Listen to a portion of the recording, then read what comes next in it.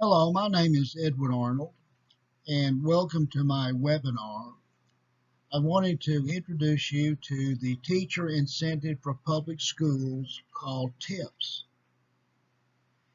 TIPS identifies and removes educational barriers.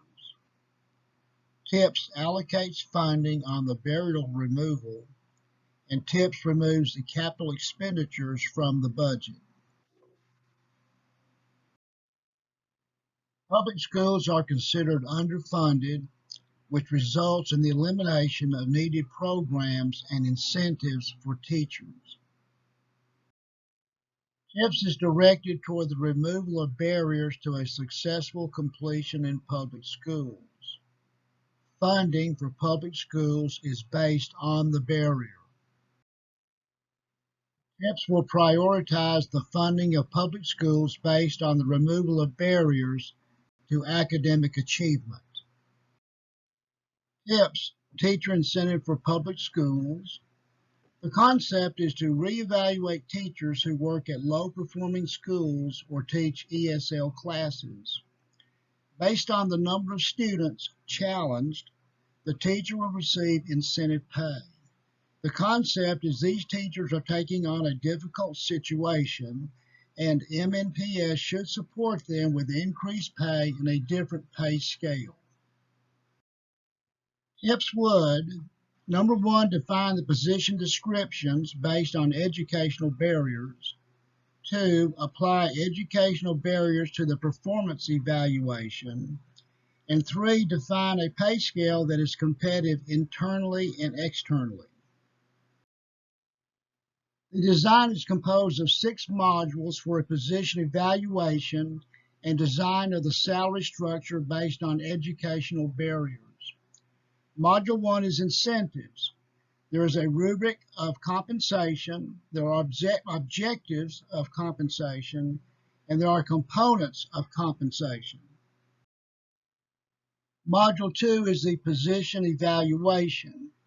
We have a definition of the position. We have the principles, purposes, and process of evaluating the classroom.